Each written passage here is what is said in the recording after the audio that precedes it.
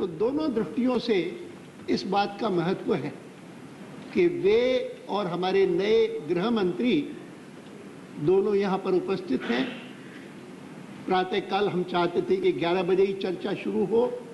और कुछ हमारे मित्रों ने सस्पेंशन ऑफ क्वेश्चन आवर की नोटिस दिया था, तो उस समय तो मैंने देखा कि आज के हमारे गृह मंत्री और पूर्व गृह मंत्री भी उस समय बैठे हुए थे। तो मुझे लगता था कि एक संयोग की बात है कि अगर चर्चा इस समय शुरू होगी तो ये सभी के सभी होंगे।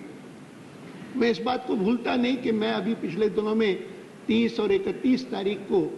जब आसाम गया था, कोकराझार गया था, जहाँ पर ये घटनाएं सबसे अधिक हुई,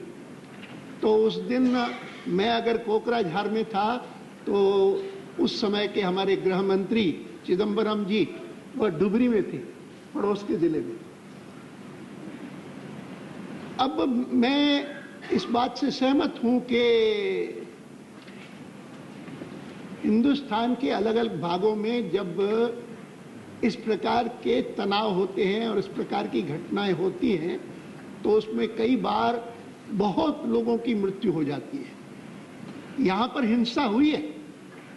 और हिंसा के कारण कई लोग मरे हैं, लेकिन हमारे शुरू के उसमें जब उल्लेख था कि hundreds have died, तो सजेस्ट किया गया कि वस्तु स्थिति ये नहीं है। हिंसा तो बहुत हुई है, लेकिन मरने वालों की संख्या अगर आप लिखें कि बहुत लोगों की मृत्यु हुई है तो ठीक रहेगा। तो इस सुझाव को हमने मान लिया और उसमें मैनी शब्द आ गया। लेकिन मैं मानता हूं कि इस बार जो कुछ आसाम में हुआ है वह आसाम की कुल जनसंख्या लगभग 3 करोड़ होगी। आसाम के लोग बताएंगे 3 करोड़, और उसमें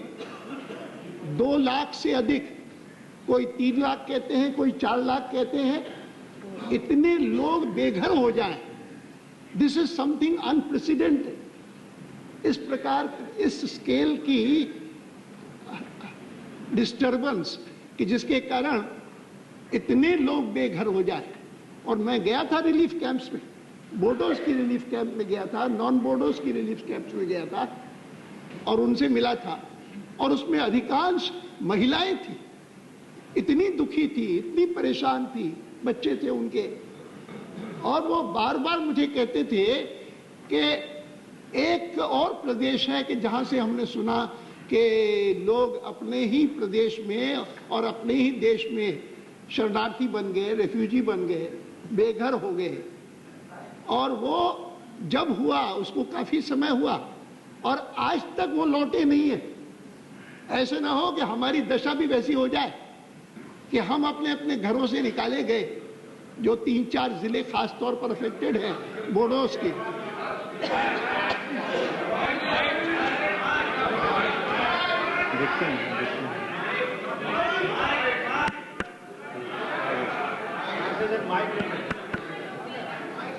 तो वो महिलाएं जिनसे मैं मिला दोनों कैंप्स में ये चिंता प्रकट कर रहे थे, ऐसा तो नहीं कि हम वापस घर जा ही नहीं सकेंगे। मैं निवेदन करना चाहूंगा आरंभ में ही कि इस सवाल को सांप्रदायिक नजर से न देखना चाहिए। मैं जब वहां पर गया था कोकराझार, तब भी मैंने कहा था कि let not anyone regard it as a Hindu versus Muslim issue. मैं उसके ऊपर और भी जोड़ूंगा,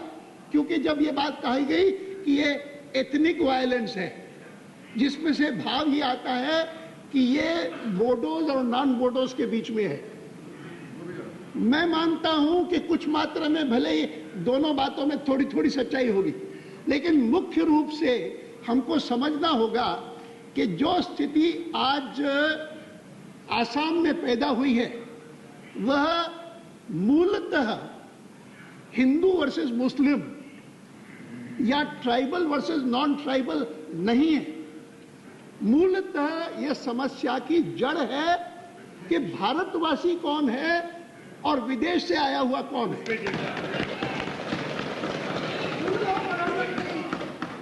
इस तथ्य को पहचानने के बाद अप्रोच में संतुलन रहेगा, क्योंकि मैं मानता हूं कि असम में बहुत सारे लोग मुस्लिम पहले से बसते हैं और बहुत सालों से बसते हैं, उनके साथ समस्या नहीं है, और इसीलिए हाँ असमिया मुस्लिम है। ये बात अलग है कि बहुत सारे लोग जो पड़ोस के देश से आते हैं, घुसपैठिए के रूप में आते हैं, वो अपनी भाषा लिखवाते हैं असमिया, एक शब्द नहीं आता उनको असमिया का, वो बंगला बोलते हैं। लेकिन मैं कहूंगा कि मूलतः इसकी जड़ में अगर हम पहचानेंगे कि बांग्लादेश से बहुत सालों से हो रही घुसपैठ के कारण धीरे धीरे करके केवल आसाम के लिए नहीं, केवल पूर्वी भाग के लिए नहीं, सारे हिंदुस्तान की सुरक्षा संकटग्रस्त हो गई। इस तथ्य को हम अगर पहचानेंगे तो फिर मानना पड़ेगा कि आज असमिया लोग भी जो असम में रहते हैं बहुत सालों से, उनको लगता है कि जिस स्केल की अशांति और जिस स्केल की हिंसा आज असम में हुई है, वो अगर देश के किसी और भाग में हुई होती तो आप देखते हैं कि सब के सब ये कर दो, वो कर दो, ये कानून बना दो, ये धारा 356 लगा दो, फलाना कर दो, ये सब लगा देते। यहां पर पत्र पत्रिकाओं में से भी किसी को ये एहसास नहीं होता कि कितनी खराब स्थिति है वहां पर, क्योंकि कारण ये है कि कुछ जिले हैं कि जहां पर हुआ है ये सब, थोड़े से जिले, और एक प्रकार से मैं कहूंगा कि उन जिलों में जो स्थिति आई है उसमें हमने भी अपना योगदान किया एनडीए के समय में। उनकी मांगों को, बोडोस की मांगों को सोच करके उसके आधार पर टेरिटोरियल काउंसिल बनाई, और वो टेरिटोरियल काउंसिल जो बनी उसके कारण बोडो जो मांगते थे कि हमको अलग बोडोलैंड मिलना चाहिए, राज्य मिलना चाहिए, वो नहीं हुआ, तो उसके एक स्थान पर कम से कम कुछ हुआ। और इसीलिए बहुत सारे लोग, हमारे मित्र जब गए थे वहां पर इस हिंसा को देखने के लिए और इसके बारे में कुछ करने के लिए, तो उनको कहते थे कि एनडीए की सरकार ने सही कदम उठाया। लेकिन आज क्या हुआ है कि उन्हीं एरियाज में, उन्हीं डिस्ट्रिक्ट्स में, क्योंकि पास के देश से लोग आए हैं घुसपैठिए बहुत सारे, तो उसके कारण लोग कहते हैं कि इनको ये अधिकार दिए हैं, ये मान करके इनकी बड़ी संख्या है, हमारी संख्या अब ज्यादा हो गई है।